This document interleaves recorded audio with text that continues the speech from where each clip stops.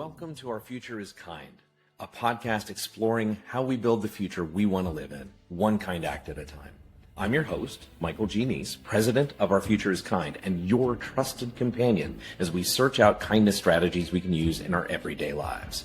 Together, as we chase the idea of building a kinder future, we will interview experts in kindness, team building, human motivation, corporate culture building, relationships, plus politicians, artists, and those with a vision for a healthy and kind future, one we all want to live in and deserve to enjoy together. In addition to interviews, we will consider positive depictions of humanity's future in art, literature, the movies, and media. And we will issue kindness challenges each week, give an update about Our Future is Kind, the company, and what it's doing to stay true to its mission. So, let's dive in. Today's episode, we have a special guest. Damion McCloud is a senior analysis data manager in the banking industry. He's a proud graduate of the Wharton School, the business school at the University of Pennsylvania, where he studied economics. All of that is just to say he's great with numbers and finances, and he also has a great sense of justice and kindness. Welcome to Our Future is Kind podcast, Damion McCloud. Thank you, Michael. It's great to be on it. I'm a huge fan of the book and the podcast. So glad to have you here. I'm glad to hear you like both of those. So I introduced you to our audience, but I'm going to ask you now, what makes you, you? I'm just a guy who, I'm huge on logic and things that make sense. So I know you're a huge Star Trek fan, so you can, Spock and Data were my guys in Star Trek. It's just, so things like racism, sexism, homophobia, those things don't make sense. Like hating someone just because they are who they are is not logic to me. So that's kind of what I kind of base everything on. Also, like you said, I love justice. I love the law. I love my nieces, my family. I'm the son of two teachers. My sister's a teacher, so exposed just to like the educational system. Education is always important in my family. And I don't like your last episode with Mark, he's talking about bullies. I don't like people who try to use their power or their influence to hurt others or get over on other people. And I try to fight against that. So that's kind of who I am. I'm just a guy. So. Yeah, we definitely have a couple of things in common here. How many nieces do you have, by the way? I have three. 𝐃𝐨𝐧'𝐭 is a sophomore at ECU. Adriana is a senior in high school, and Naomi, who runs that house, is 3 years old. So, runs the house. Yeah, I definitely get that. Well, very, very cool. You work in the world of finance. Yeah. I think most of us have this concept of what that is like, in the banking industry and in the financial worlds. I think a lot of us have this concept that it's really cutthroat. Can you talk to us about, is it that way? Is there a lot of kindness to be found? What's your experience? My experience is it's no more cutthroat than any other. It is kind of what you make it. I think there are people who always want to get ahead by any means necessary. They don't care who they hurt. They don't care whether they have to, tell a lie to get ahead, if they have to take credit for someone else's work. I think finance in the banking industry in general just kind of get a bad rap. It's kind of like, all the lawyer jokes or, those kind of things. So I think ambition is a good thing. I mean, I went to the Wharton school. There were occasions, I did have some professors who told us that we were better than other people, even at Penn. They would say, the Wharton School is University of Pennsylvania. You are better than the college.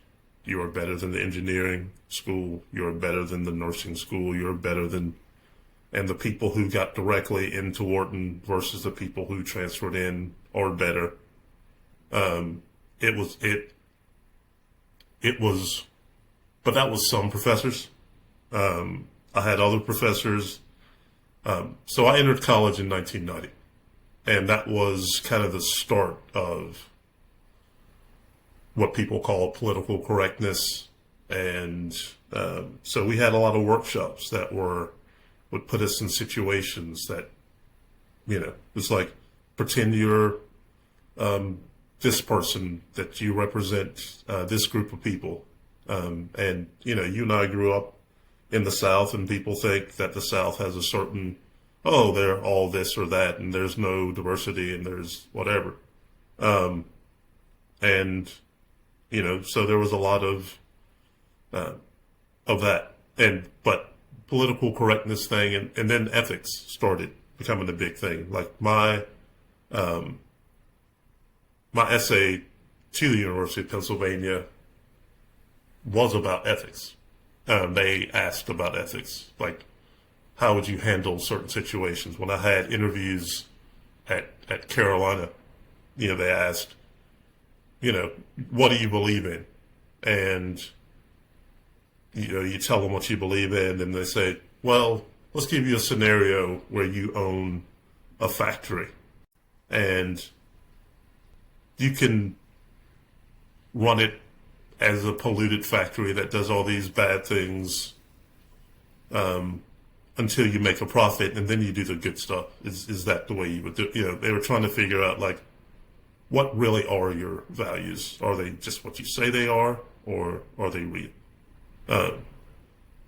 So just kind of going back to that, the Wharton School, I had an ethics, there was an ethics component that was mandatory. You had to take an ethics class. Luckily, I had an ethics teacher who believed in ethics. I had friends who had an ethics professor who did not. And he would just say, well, this, here's the lip service stuff that you have to say and whatever. My professor was like, no, when you do, you have to be true to your word. You have to care about other people. You have to do this. You have to do that. So it's the same that I've come across in the banking industry. There are some divisions I've worked in. I've had some managers who are all about, let's get to the next level, and I don't really care how I get there, and I don't care if I have to take credit for your work. I will, and that's what's going to happen. But I can say right now, like, the management team that I have now, and even before, it kind of started with, like, my mom got sick, and this was before the pandemic.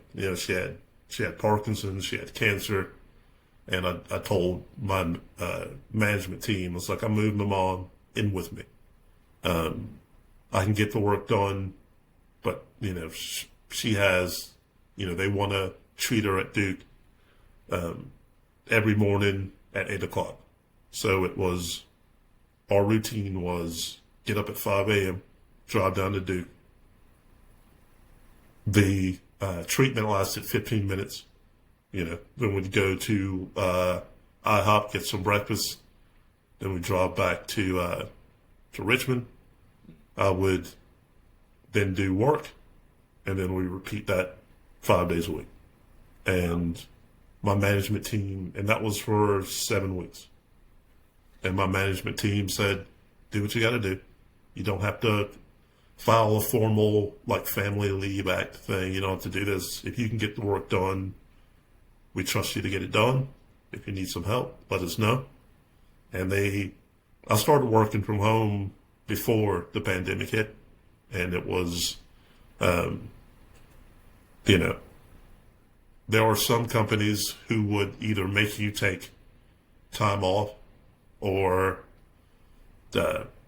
make you start being at part-time or some things. My management team said, we support you. Your mom's like our mascot.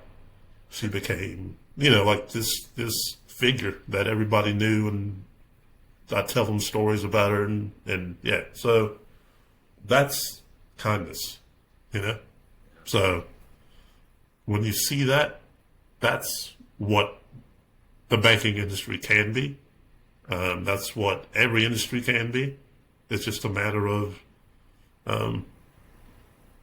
management taking a stand and saying, I care about my people. And I've had managers who care, and I've had managers who don't. So, yeah.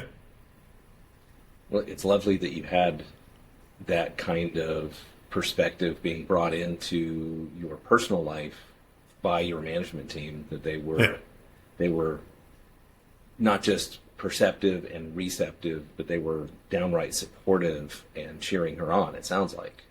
Yeah. I mean, I actually got promoted during that time when I was driving up, yeah, because my work was still that good.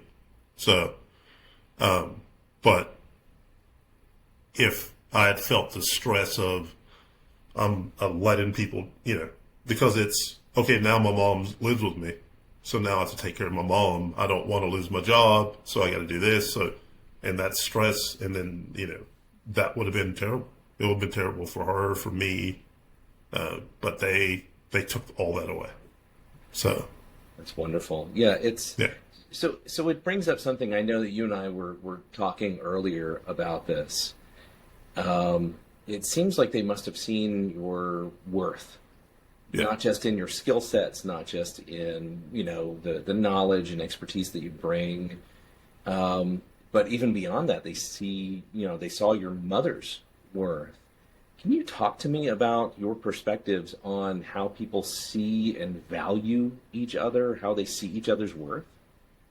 Yeah, I think worth is something that I am passionate about. I don't even know when it started, but there was this movement of, you know your worth, and people were big on know your worth.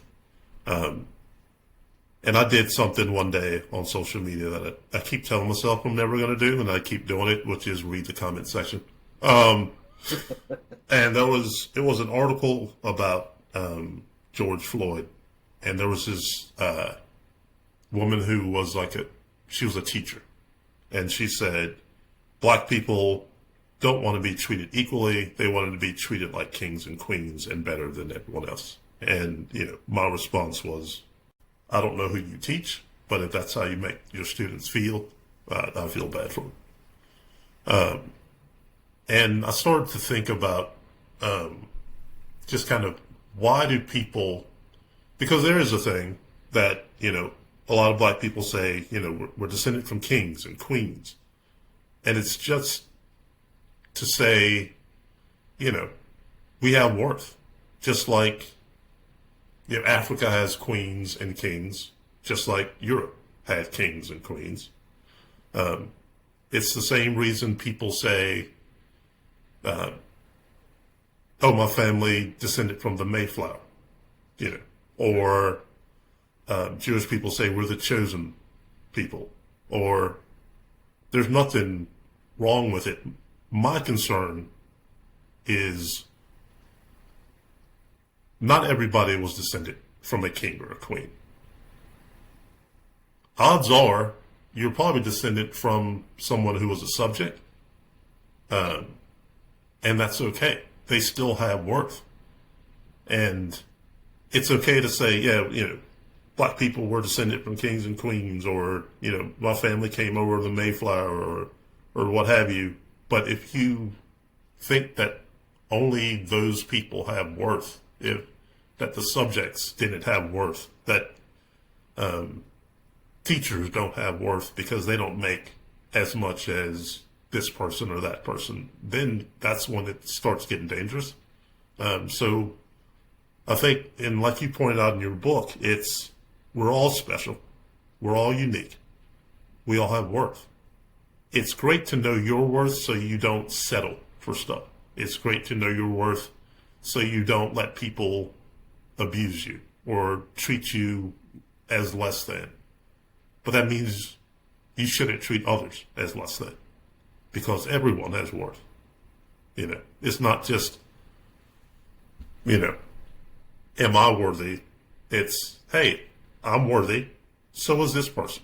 I may not agree with what they think. I may not agree with what they say. I may not choose the lifestyle that they live, but they have worth.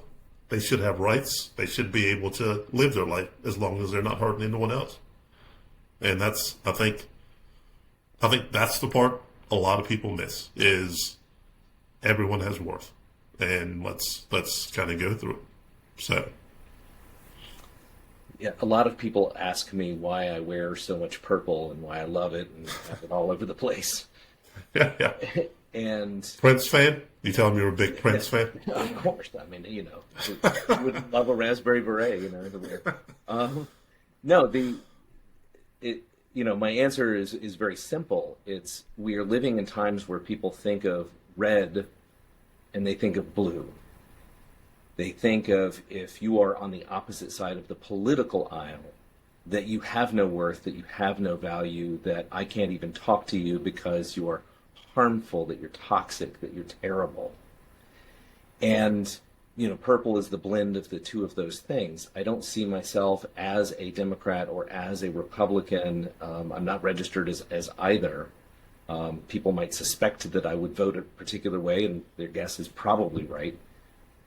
But that's not what should define us. Just like you say, when it comes to, you know, George Floyd, you know, the idea that somebody is above somebody else, the idea that somebody can't breathe and that they are being murdered in front of a lot of people just because of what uniforms the people were wearing who were doing the murder, it's still murder, and it was found as such.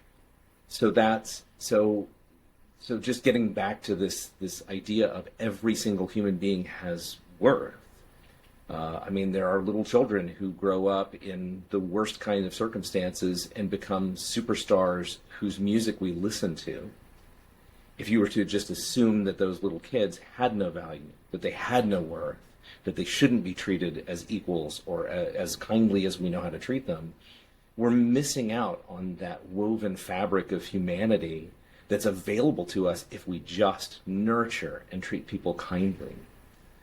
So that's, you know, that's my perspective on the idea of worth. But when you're talking about, you know, your parents were both teachers. Yeah. You know, both of my parents have been teachers at different parts of their life time, and I was a teacher for a while in high school. Talk to me about, you know, education and how you think educators can help instill that sense of worth and value to future generations, especially in times when it feels so hard for people to see, you know, to see the worth in somebody who's on the opposite side of something. Yeah, I think it's harder now just because, you know, there are people trying to take curriculum and bend it toward a certain path or away from a certain thing. And I think, you know, people start yelling CRT, and then they start yelling DEI, and then they, you know, I think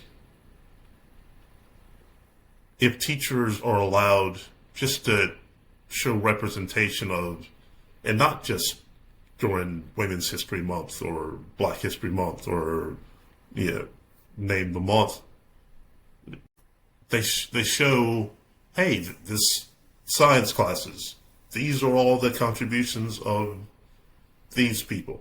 And, oh, by the way, this person was gay. Or, oh, by the way, this person was transgender. Or, oh, by the way, then you start seeing, hey, this person changed the world. And it's not always some straight white guy. You know? And that's just, I think that's, if teachers are allowed to actually teach that way of saying, and it's not, you know,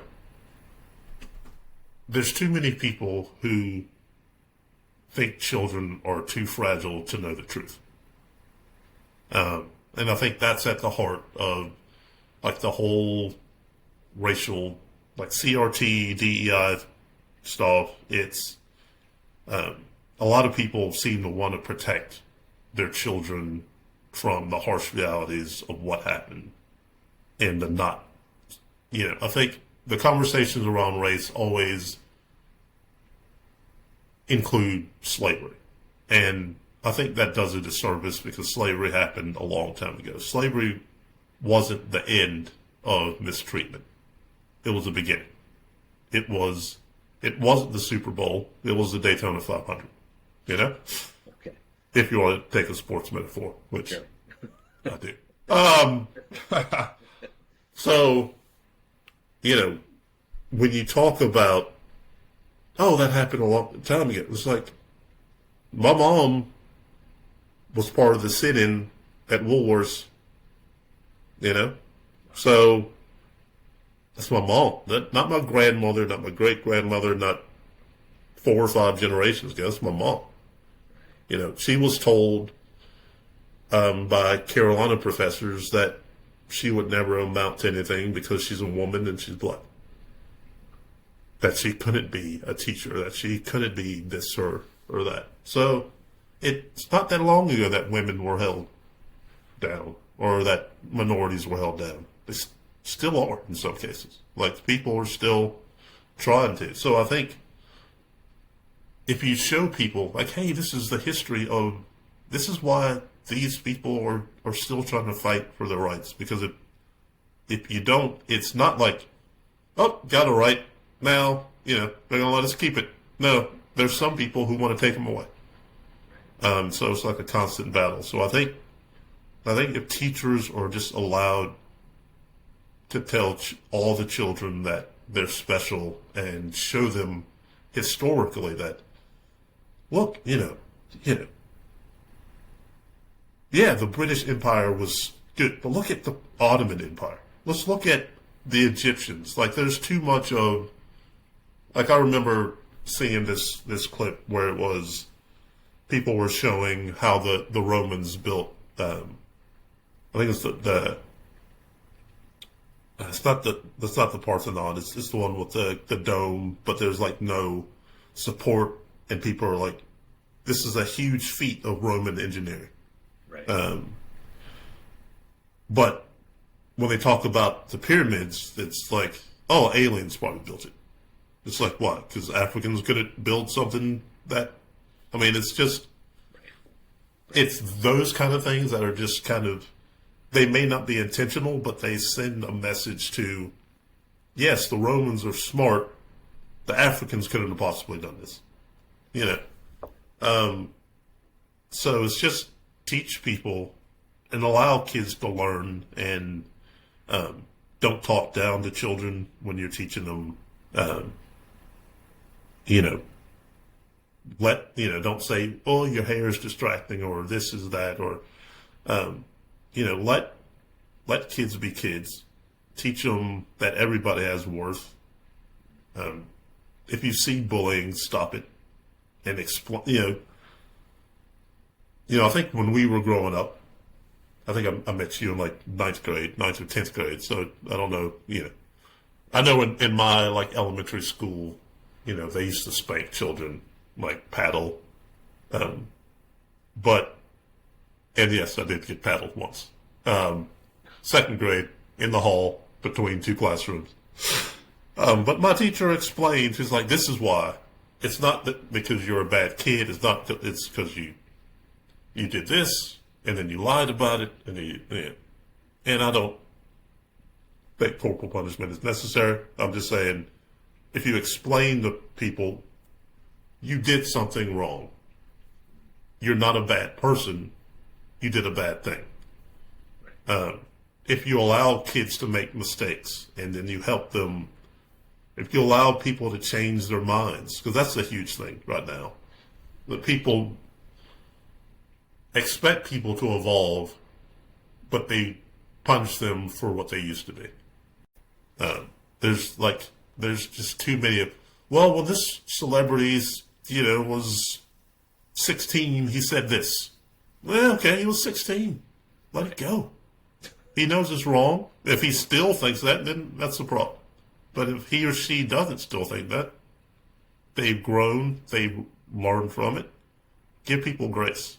And I think that's a huge thing. And I know I kind of got off the whole teaching thing, but yeah. No. I mean, what to do. I think it all weaves together brilliantly, though, because it's how are we treating our youth and what are the signals that we're sending them. I think an awful lot of that really does hinge on how much do we see painful things in ourselves that we want to suppress or pretend didn't happen. Are we measuring ourselves and worried about, well, oh no, I wasn't a good person, so I have to pretend that I never did that, right, so I can save face and continue to pretend that I'm a good person, as opposed to just saying, hey, I'm a flawed human just like everybody else. Yeah, I made some mistakes. I think I've learned since that time. Right. So thinking about the central mission of Our Future is Kind, and what we hope we eventually do is build a future that we all deserve, that we all want to live in, and that is a kinder future. I want you to do this thought experiment with me. We do it with all of our guests. The year is 2125, so it's 100 years in the future. Your nieces, their kids, they are extremely old people in 100 years, if they're still around, right? So we're talking about generations from now. They inherit this beautiful earth if we've done everything well. So pretend with me, we've done all the right stuff. We've been inclusive. We've heard the worries of kids, and we've tried to teach them how to support each other and how to love each other. It's 2125. What are you looking for that will convince you that it is that kinder future? I think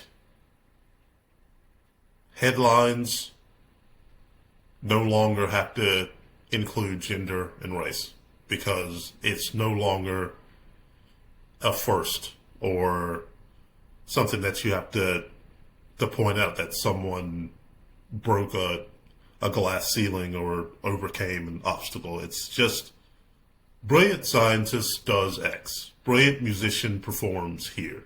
Not, first black woman scientist to do X.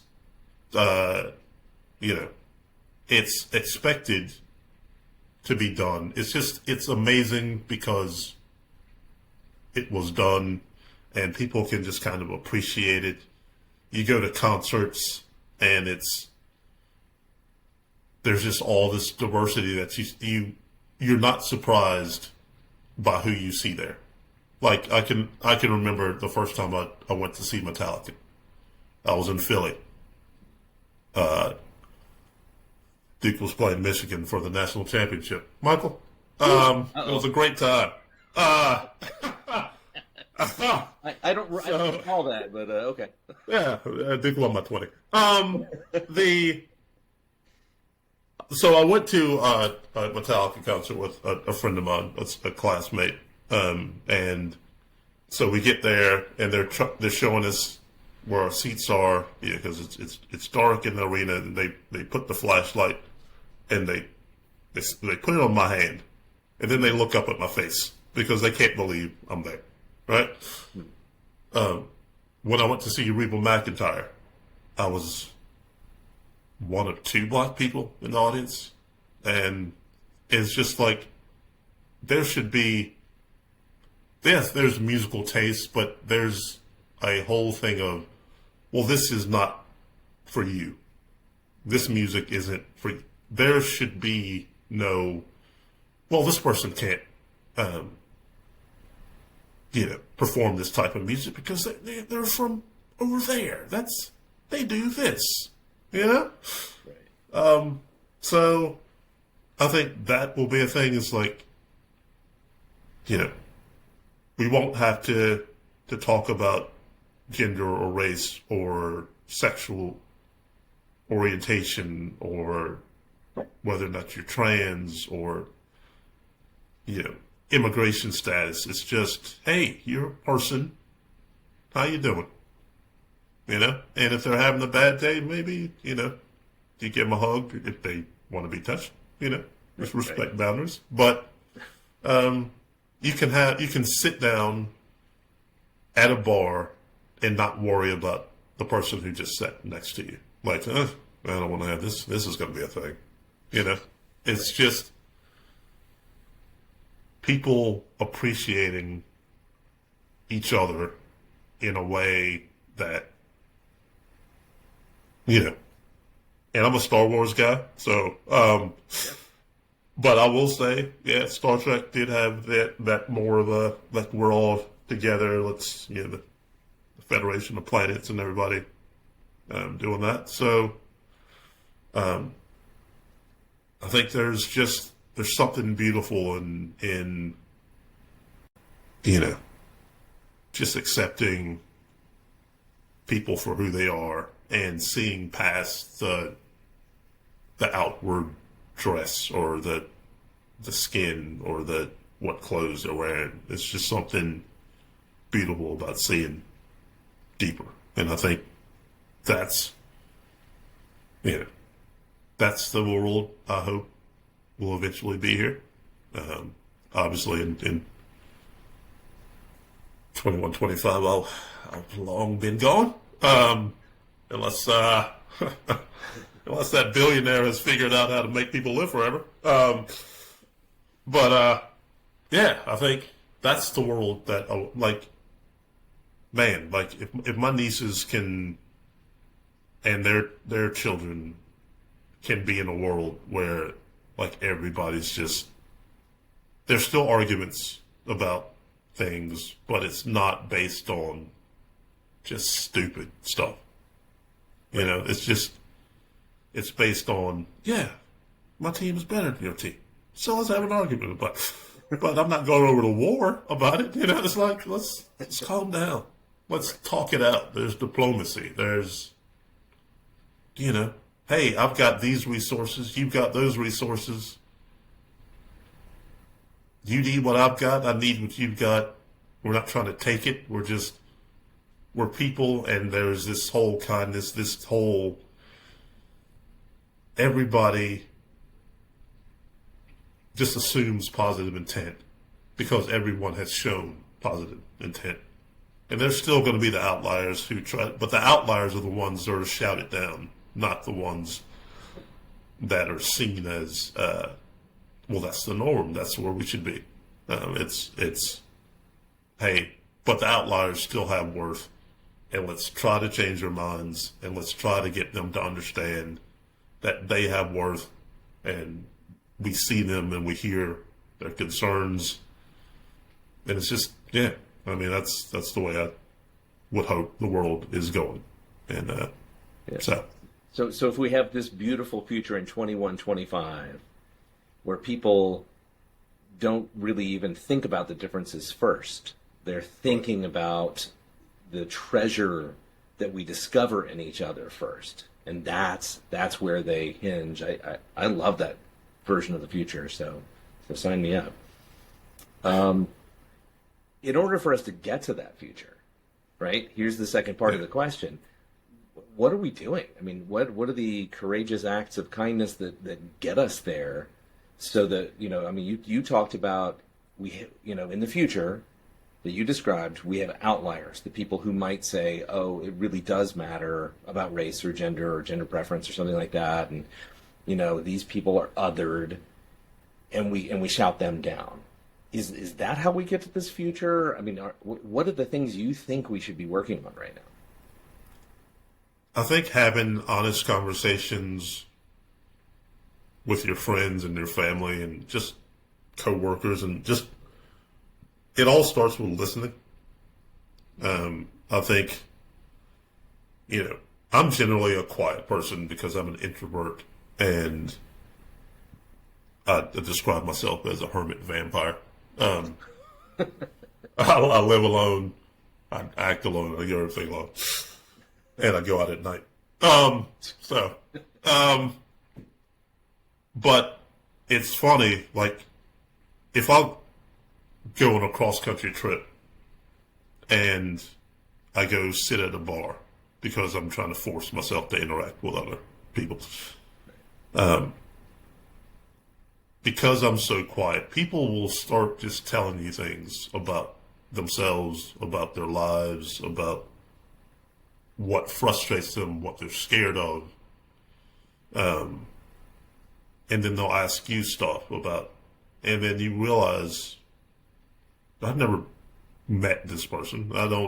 There's nothing, I'm not wearing a sign that says, I graduated from the Ivy League, so I'm safe, you know?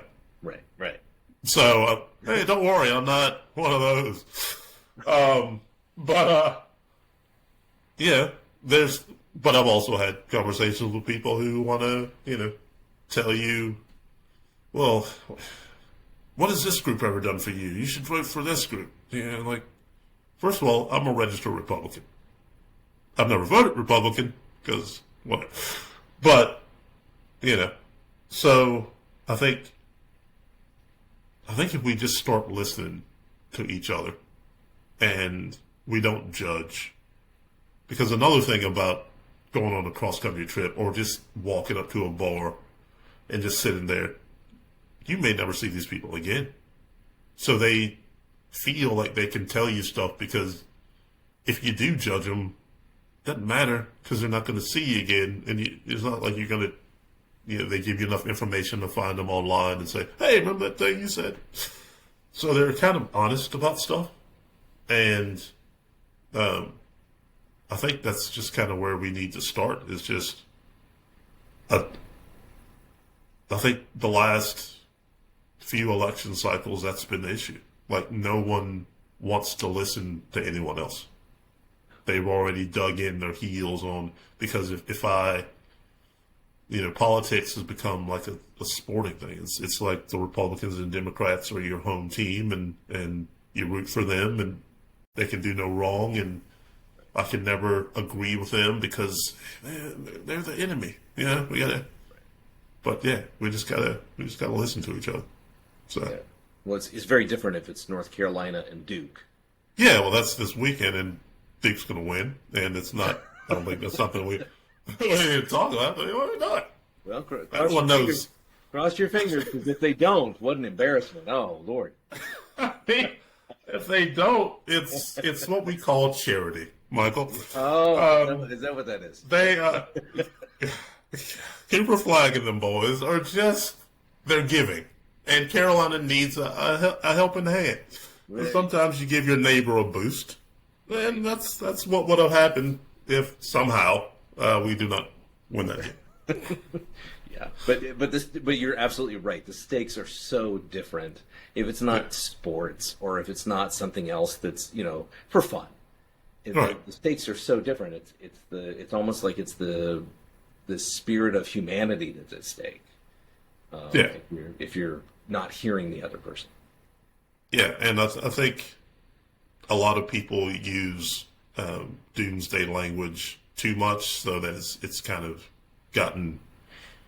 fallen on deaf ears, kind of thing. But it's like, well, if you vote for this person, then the world's going to explode. Or if you vote for these people, every child is going to start eating babies, or whatever people tell people. Yeah, but I think there are things where you just kind of go, man, how did we get here? Like, we just kind of, I know you and I just have conversations of like, huh? Right. Yeah. It's totally mystifying. Yeah. Yeah, I remember I went to like an engineering camp at NC State between 10th and 11th grade. And there were some guys there from Asheville. And we hit it off, and we joked around, and we became good friends. And then at the end of the camp, one of them said to me, I've never met a black person before. this is 11th grade. This is between 10th and 11th grade. It's like I've never sat and actually talked to a black person before. He said, tell you the truth, like our schools, like when they're like race riots at halftime. There's just, there's all of this other, it's like, you're a pretty cool dude. It's like, you're just like us. Like, there's nothing, and it's like, first of all, I was like blown away that he'd never talked to a black person and he was almost in the 11th grade. But yeah, there are pockets of people who have never spoken to people who, so they have like this, what they see on TV or what they hear from others. And it's just, yeah, I mean, I think about like what would have happened if I would have been like this mean, hateful person. Right. Will that have just fed into what he may have thought or they may have thought? Because there was 3 friends from Asheville and we all became friends but the fact that they were comfortable enough to come up to me and just joke around and talk, like it was, hey, we're all at this science camp. Right. We have this in common. So let's start there. And I think that's where we need to start. It's like, hey, we have kids. Let's start there. We have dogs. Let's start there. Right. We have fears and hopes and dreams. Let's start there instead of starting, hey, notice your skin's different than mine, or you're not driving the same kind of car that, it's like, whatever. Like, what are we doing? Right. So, well, I think that's awesome. So, yeah. So our audience is sitting here watching or listening as they're driving or jogging or something like that. One of the things that we love to hear is what you think they can do now. What are the things that, we issue a kindness challenge with every single episode. Give us like 1, 2, 3 things that you think they can dive in on and just immediately start making some big difference in the world, or even a little difference in the world. Yeah. Like I said, listen to other people without judgment. Be open to learning new things, because the history you've been taught or the things you've been taught may not all be accurate. We learn new things about things that we thought every day. So let's keep an open mind to, just to learn more every day. And then I'd say the third thing would be give people grace. Let people make mistakes. If someone apologizes to you, let them. And then accept it. And then move on. Because pointing fingers and holding grudges just leads to there's nothing good it leads to. So I love those. I love those strategies. Those are great. Are there things that you look to inspire you in the world, to make you have that hope, that confidence that we're going to build this, beautiful future together? It could be TV series. It could be, podcasts. It could be whatever, gets your engine going. Music. Like I said, I love the guitar, so I've allowed the guitar to take me where it's going to take me, and I look for great players, whether it's classical, whether it's bluegrass, whether it's heavy metal, and then you kind of look around the audience, and you see some concerts, you just see this amazing diversity of people who you wouldn't expect to be there, but then you start talking about, hey, have you ever seen this person live before? And it's like, yeah, well, I saw this and that. And have you heard about this band? Well, this guy's playing here tomorrow. Music has no color. It has no gender. It just is. And people can enjoy it. It's like art, So I think, it is the universal language where people don't have to understand each other through words, but they get it.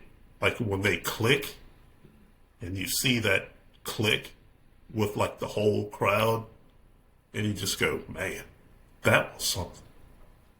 That's what I want to see the world be. Yeah. I like to buy the world of Coke, Mike. And keep it going. Teach them how to sing. Exactly. All right. Well, Damion, the time's flown past, and I'm just curious, are there ways that people can get in touch with you? Are there big projects that you are focused on, things that are near and dear to your heart that you want to tell people about, that you're working on, or that you're investing time in? Tell us about what's next for you. Yeah. Like I said, my nieces are huge, so I just keep trying to make sure they understand their worth. If people want to get in touch with me, they can go to LinkedIn. I'm on LinkedIn. So, yeah, I'm kind of open. Wonderful. All right. Well, I really appreciate this conversation. Every time you and I have talked about whether it's Star Trek or ethics or how to present yourself to people so that they feel the love, they feel the kindness. I mean, I love talking to you, and I would love to have you back on the program at some point in the future. So let me know if you're on board with that. Definitely. Anytime. Tremendous. All right. Well, Damion McCloud, thank you so much for being on our Future is Kind podcast. Thank you for having me. This episode's Kindness Challenge. This week, reflect on a time when someone saw your worth and pay it forward. Start a conversation with someone from a different background than yours. Ask their story. If someone apologizes, accept it. Grace is a form of kindness. Want to stay inspired so you can stay kind? Center yourself in ethics. Reflect daily. Did I act in alignment with my values today? Acknowledge worth. Look for the unseen effort in others and offer quiet thanks or encouragement. Create your grace practice. When someone apologizes, say, "Thank you. I see you. Let's move forward." Thanks again for listening to our Future is Kind podcast, a podcast in search of a kinder future. Go out there and do something kind.